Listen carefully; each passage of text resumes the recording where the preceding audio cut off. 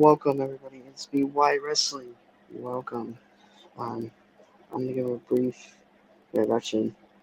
We have a special guest today. I get to interview. Get the pleasure talking to. You might know him. Real to Us podcast. He's the greatest content I've ever seen in my life. He's the nicest guy I've ever met, and his name is Anthony DeMark. It's an honor to be with him today. Hello, how are you? How's it going, man? Good to see you. It's an honor to talk to you, man. Nice. I appreciate that, man. And I appreciate all the support you show. It's real to us in the chat, in comments. So it is my honor to sit with you, Wyatt. Sir. Alrighty. You ready? Yeah, I'm ready. Hit me with it. I looked at the questions you sent me. I didn't think about my answers. I figured it would be more genuine if I just shot from the hip. Oh, yeah. All right. Number one, this first question. When did you start doing content? I started creating content, a little bit of a tricky question. So there are two answers. One, I started creating content professionally out of college. I graduated from SUNY Plattsburgh in 2018. I had a job with WWE the next year. Luckily, a colleague of mine, former friend, former manager at AMC Movie Theaters, she got a job with WWE. She was able to get me in right away. So I was creating content for WWE in 2018. Did that for 5 years. Then after I left WWE, I decided I wanted to keep making content, and I wanted to keep making wrestling content. So It's Real to Us. There's the logo right there. Oh, yeah. Started making content for myself and for my community in 2023, the end of 2023. That's awesome. That's awesome. It's cool that you work for WWE. What you do for WWE, like exactly, like. I started as a production assistant, which means I've done everything from editing to producing talent to getting lunch. So I started from the bottom, and I didn't make it to the top. I didn't even make it very far up, but I got the opportunity to edit packages that you'll see air on Monday Night Raw, Friday Night SmackDown. I got to work on a couple of original Peacock shows. Some work that I did for This Is Awesome, which airs on Peacock currently, hosted by Greg Miller. I'm very proud of some of the work I did there. I got to travel. I got to work backstage. I got to work with wrestlers. So I got to do a whole bunch with WWE. That's awesome, man. That is awesome. Second question. Why did you start doing content? Just like why? Were you doing this just for fun, or just wanted to do it professionally, or like what you wanted to do with that? So when I got let go from WWE, that was so I got let go from WWE. It might not have even said that. September 22nd, 2023. And I've been a wrestling fan my entire life. I knew that I wanted to continue to make wrestling content after I got let go from WWE. So I started a podcast.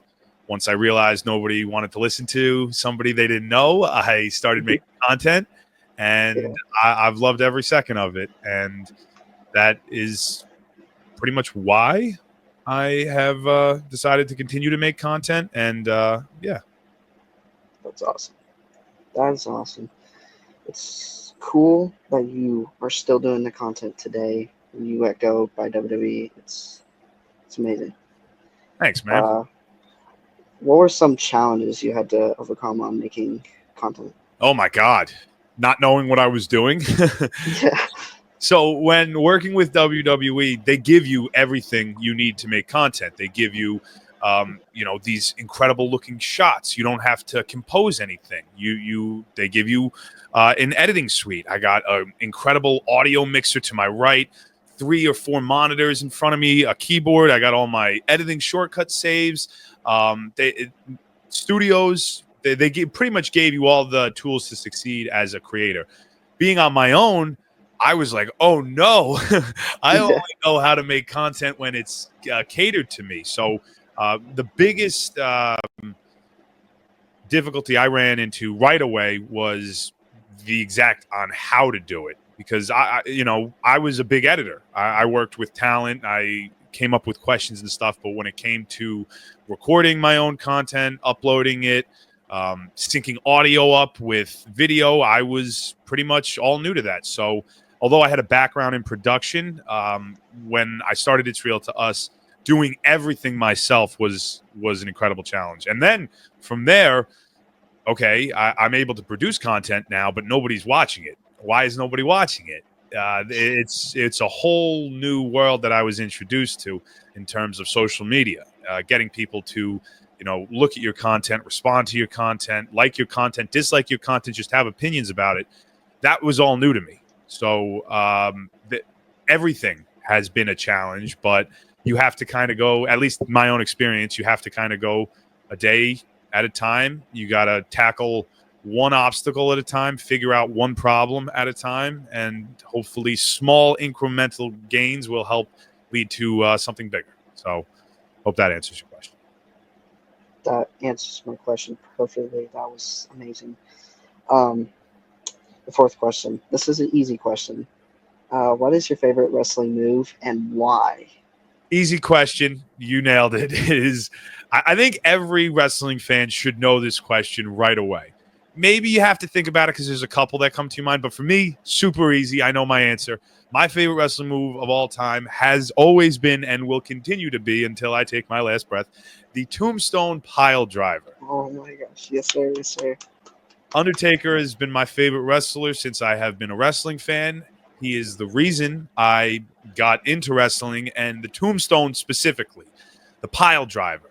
Now, if you watch WWE, the Pile Driver is the most lethal move in all of professional wrestling. Very few wrestlers have ever kicked out of that. So the fact that the move was so strong, so protected, is what initially drew me to it. And I remember The Undertaker, Shawn Michaels, WrestleMania 25. Shawn Michaels kicks out of the Tombstone. And to my knowledge, I could be mistaken, at least from my point of view as a fan, I'd never seen a wrestler kick out of the Tombstone at that point in time. So I couldn't believe what I was seeing. And I look at it like this. The Tombstone Pile Driver is the move that made me believe in professional wrestling. That is the move that made me sit at the edge of my seat. It is the move that I told myself in my head, okay, at any point when this move is hit, the match is over. So the fact that Shawn Michaels kicked out of that Tombstone Pile Driver WrestleMania 25, not only could I not believe what I was seeing, I was fully bought into the wrestling match. I fully understood that what I was watching was real. So it is the Tombstone Pile Driver because that is the move that made me believe in professional wrestling. What about you, Wyatt? What's your favorite wrestling move? I love the Sweet Chin music. Oh, okay. So we're on the same side. Or we're on different sides of the same coin. I'm an Undertaker guy. You're a Shawn Michaels guy. Yes, sir. How's it feel that my guy retired your guy? Makes me sad. I'm sorry. I just couldn't resist. It happens. It's okay. Fifth question. What is your favorite wrestling match or moment? Shawn Michaels versus The Undertaker, WrestleMania 25. Like I just said, it's the match and moment that made me believe in professional wrestling. It was the match that made me a fan and put me on the course of where I am today. Without that match, I don't know if I am as big a wrestling fan as I am today, but it's easily that match. A second match that comes to mind is John Cena versus CM Punk John Cena versus CM Punk at Money in the Bank 2011. Mm-hmm. Obviously, the infamous pipe bomb leading up into that match. Then the match itself was incredible, and that is a rivalry that is still alive to this day. CM Punk, John Cena. I can't wait. I hope that they end up fighting on Cena's farewell tour. I'm pretty sure they will. So that will bring back a lot of memories when they fight. So I would say one definitively HBK versus The Undertaker, WrestleMania 25. And then two is CM Punk versus John Cena, Money in the Bank 2011. Oh, yeah. What about you, Wyatt? What's your favorite wrestling match?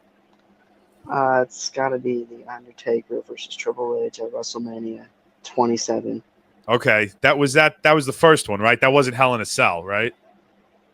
Or was that Hell in a Cell? Was No, that Hell in a Cell? No, it was no, not because Hell in a Cell. no. So they fought twice. First time was just a one-on-one match, and then the second time was Hell in a Cell. Yeah. Okay, so what about that match did you enjoy? I just enjoyed the it's WrestleMania season, and it was just Triple H and The Undertaker were just the favorites of that match. It was just the greatest of all time. I remember the way they set that match up. Undertaker came out, interrupted Triple H. They looked at each other, and then they looked at the WrestleMania sign. And I remember in that moment just being like, wow, this is incredible. There are no words that need to be said. Icon, going to the grandest stage. Let's get it on. And yeah, that was a great match. Particularly what I remember is the game Triple H reversing Undertaker's tombstone into a tombstone of his own. Of course, going back to the tombstone pile driver, best move in professional wrestling, and the Undertaker kicks out. So great match. Good choice, Wyatt. Sixth question. Favorite wrestling gimmick? Favorite gimmick. All right, I'm not going to go with The Undertaker because I've been talking about The Undertaker a lot. But The Undertaker, the dead man, is a gimmick that probably wouldn't work today, but is arguably the most legendary gimmick of all time. I'll give a little love to Bray Wyatt, the Fiend. Considering that character and gimmick was more modern, the fact that he was able to get it over in the manner in which he did, in the dominant manner in which he did, in a horror-style manner in which it did, was very, very impressive. Bray Wyatt, one of the greatest minds in all of professional wrestling history. His roots are still heavily involved in WWE today with the Wyatt family. So to give a little bit of love to Bray Wyatt, I think, is what I would like to do. Yeah, The Fiend was incredible. He scared me, but it was also believable. And I think that, maybe on a little bit of a sour note, that gimmick didn't fully reach the expectations I thought it could have reached. But nevertheless, it was still great character work from Bray Wyatt. And also, if I could throw a little love out to, not my favorite, but I just like these guys and they're current. Yes, boys. Pretty Deadly. They rock. Yes. Let's give a little love to Pretty Deadly. The disco ball. That's amazing. That is amazing. Seventh question. Favorite wrestling promotion and why? All right. So my favorite one's obviously WWE because of the stories that I grew up watching, the wrestlers I fell in love with. But I want to give a little love to AEW at the moment because AEW at this moment, in my opinion, is the best professional wrestling company in the world. Not from a storyline point of view, but pound for pound, match for match, the physicality of an AEW match might be better than that of a WWE match. And I'm sure that might be a little bit of a hot take, and a lot of people will disagree with me. But I just watched AEW Double or Nothing in comparison to WWE Saturday Night Main Event. Obviously, one is kind of a free show. It's not really fair to compare it to one of AEW's bigger shows, but just start to finish, AEW shows are incredible, and they get better and better and better from an in-ring point of view. I don't know if you watch AEW at all, but if you don't, I would highly recommend, just from this past Sunday, they had a match called Anarchy in the Arena. It was absolutely insane. It was a giant brawl, mosh pit of a match where so many different wrestlers went absolutely crazy. And my favorite wrestling company is WWE, but I don't want to take away anything from AEW or TNA or New Japan Pro Wrestling, because at the end of the day, pro wrestling is great no matter where you're watching from any different promotion. So WWE is one, but let's give some love to AEW. Oh, yeah. Yeah, I watched the Anarchy in the Arena match last past Sunday. It was amazing. When Kenny Omega said, play that song, and then the bodies hit the floor, and then it was like bodies hit the floor. It was great. It was fantastic. And I remember I was watching that match, and they had the Young Bucks like Industrial Revolution music playing or whatever, and I was like, this is ridiculous. Are we gonna play this the entire time? And then Kenny goes, nah, and it was just a complete vibe after that. Yeah, no, Anarchy in the Arena was so good. That was amazing. Number 8. What is the easiest thing to do on making content? The easiest thing to do when it comes to making content for us specifically, so we are big into making pro wrestling games. So playing the games themselves are the easiest part.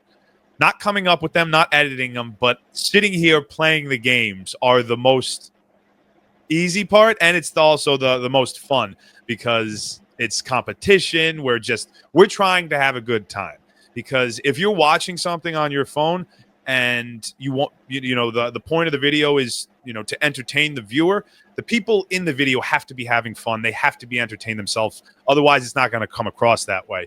So it's always fun when we're sitting down here. We usually record for about an hour, maybe 2 hours, and we're just sitting here playing game after game after game, and we have so much fun. You should see some of the outtakes that we have that don't make it to the final cut. I would argue that our outtakes are probably better than any of our games, just because of how hilarious they are. It's amazing. That is awesome. And then question 9. Would you work for a wrestling promotion, and which one would you choose? You told me you worked for WWE once. So at this point, like you just said, I previously worked for WWE, so I kind of got that full experience. And now running It's Real to Us, I have my own goals and visions for hopefully starting an independent wrestling promotion of my own one day. So I would like to have It's Real to Us be an independent wrestling promotion. So to answer your question, yes, but yes, I'd like to work for a promotion, but I want it to be my own promotion. I actually had an opportunity to work for AEW too after I was after I was let go. I consider myself a WWE wrestler. Yeah, we got released. Me and Drew McIntyre are the same. I'm going to get in incredible shape. No, that's not happening. After I got let go from WWE, I had an offer to move to Nashville and work for AEW. But I remember thinking to myself, I'm going to move to Nashville, and what's going to stop me from getting let go in 2 years? What's going to stop, someone looking at a piece of paper and deciding that I am no longer to be employed with this company? And I remember thinking that I just don't want to work for anyone other than myself ever again. So there were two main goals of It's Real to Us. Number one is to be able to produce content to the point where I can make a living out of it and I can support myself. That's goal number one, because without goal number one, you can't get goal number two. The goal number two is to one day become an independent wrestling promotion where we can hopefully help a lot of young up-and-coming talent get to the big stage by using our platform. Wow, that's amazing. Would you like to work for a wrestling promotion one day, Wyatt? If so, which one? I'm gonna become a WWE superstar, and I'm gonna work for WWE. That's what I'm gonna do. Okay, I like it. That's my goals. That's the goal? You're gonna be a WWE wrestler? Mm-hmm. Okay, very nice. Do you have an idea of what your moveset might look like, or your character name might be? Anything about your character that you've thought of? I have not thought about that, but me and this one guy, we've been talking. We're going to be tag team partners. Okay, so you're going to be a tag team specialist. Mm-hmm. Right now. Okay. I told him, if you betray me, I'm coming after you. Well, I mean, he's going to have to betray you at some point. That's just good television. Yeah. Right? So you're the baby face or the heel? I'm going to be the baby face and then maybe turn the heel. Okay. And then, yeah. Okay, so you're going to turn on him. I'm going to turn on him. You guys are going to lose the WWE World Tag Team titles. It's going to be his fault, and you're going to turn on him, and that's going to propel you to be Intercontinental Champion or maybe a World Champion. Yeah. Okay, I like it, Wyatt. Then, my final question, 10, and then we'll play our game. Oh, cool. We got a game. That's fun. Who is your favorite wrestler of all time? All right, I got two answers. I know you of all time, but so you said all time. I'll answer that first, but then I'm going to do current as well because I think it's fair to show love to the current roster. All time, mentioned him a bunch throughout this interview. The Undertaker, the man who got me into professional wrestling. I got as we've talked about, I've worked for the company. I got an opportunity to meet him backstage one time. One of the greatest moments of my life. They say, don't meet your heroes, but if you meet your heroes on the right day and it's not for a very long time and you really don't get a chance to talk to them, it's a great opportunity. So I was backstage at I think it was 2019. It was the Raw after the Royal Rumble. Seth Rollins won the Royal Rumble that year. Undertaker, and the show was in Dallas, Texas, or whatever, and that's where the Undertaker's from. So he's just backstage. He was talking to Vince at the time, and a limo was scheduled to pick him up. So I'm a production assistant at this point. I just got my headset on, and I'm pretty much waiting for the show to start. And I see the Undertaker, and of course, I'm a giant Undertaker fan, so I can't help but stare at him. And I don't say anything to him, but his limo drives by and it passes him. So he looks at the limo, he looks back at me, he looks at the limo, and he looks back at me again. So I do one of these. I start walking backwards, and I put my hand in the air, and I'm like signaling to him like this, and I'm like, I got you, Undertaker. So I go run down the limo, and I'm like, who are you here to pick up? The guy shows me the piece of paper of the information on who he's picking up. It says Mark Calloway, which is the Undertaker's real name. I said, yeah, you just passed him. He's right back down over here. So the limo turns around, picks up the Undertaker. Before the Undertaker leaves, he just pats me on the back. He said, thanks, kid. And that was it. That's awesome. Undertaker is my favorite wrestler. And although I didn't get the chance to formally meet him, just having that one interaction with him will always solidify his spot as my favorite. I mean, his spot was solidified well before that, but that just kind of reinforced my belief that he is my favorite wrestler of all time. And currently, OTC, baby, I acknowledge my tribal chief, Roman Reigns, baby. He is the one and only tribal chief. Exactly. Who's your favorite all time and current? All time. We got to go all time. Stone Cold Steve Austin. And that's the bottom line, because Wyatt said so. And then my current OTC, Roman Reigns. All right, we share that in common, my friend. We acknowledge the same tribal chief. Yes, sir. OTC. OTC. OTC. All right, you ready to play this game? I can't wait. I'm excited. I have no idea what this is. All right. Blind ranking these current WWE champions without who's comes next. We start off with Oba Femi. Okay, so these are all champions? Yes, current champions. Current champions, okay. Of WWE. I'm going to assume Cena's on here. Uso's on here. Tiffany Stratton, Io Sky. Okay, there's a lot of champions, so Oba Femi's so good. He's so good. My brother would kill me, Tiny Mike. He would kill me if I didn't put Oba Femi anything higher, 2 or higher. But I don't. I love Jey Uso too, and I love the women's champions. I love the Intercontinental champions. Oh, Oba Femi's good, but he's in NXT. So realistically, I can't put him at 2. Not going to put him at 1. I'll put him at 3 because he is a very, very good champion. He is the type of champion that I root for. Very dominating, strong. So yeah, Oba Femi at 3 feels right. All right, Oba Femi at 3. Next person, Io Sky. I knew Io was going to be on this list. I can't put Io below Oba Femi. Io's incredible. You might have screwed me, Wyatt. You might just throw complete bangers out at me, and I might be in a bad position. All right, this might get ugly quick. We're going to put Io at 2. All right, Oba at 3. Yeah, 2. Okay. Come on, give me this, whoever the speed champion is.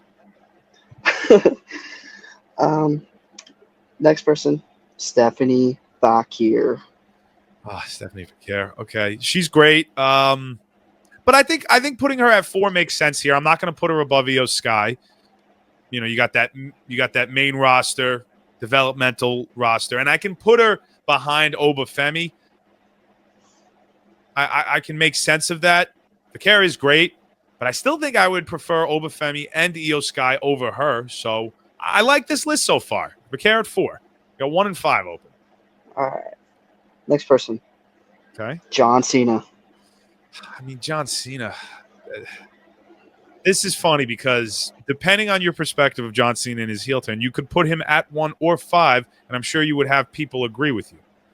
So, what do I think personally of John Cena and his heel run at the moment?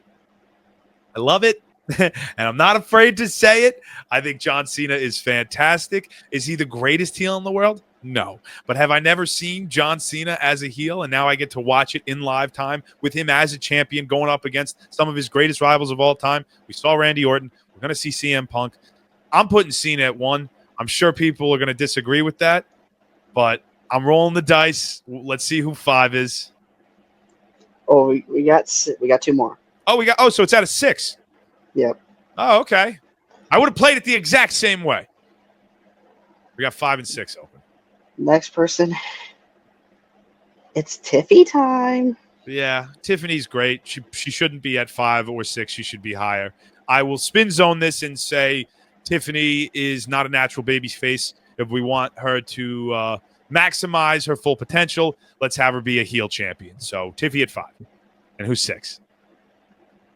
This one's gonna probably make you sad. Don't tell me it's Jacob Fatu. Yeet. No, it's not Jey Uso. Oh, some people hate Jey Uso though. We can spin zone this list where it's not horrible. We can spin zone this list where it's not horrible.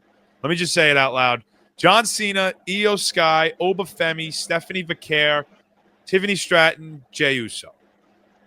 Okay, if I was redoing it, I guess the NXT champions go a little lower, but overall, not horrible. I can live with this list. Oh yeah,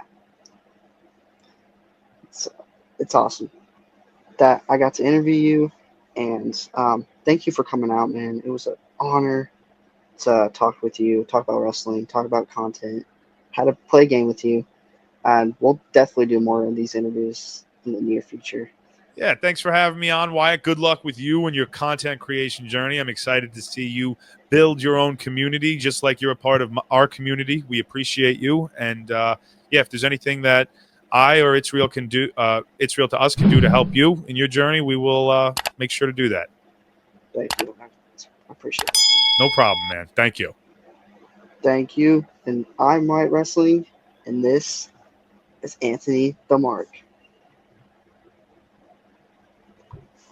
Put some music. I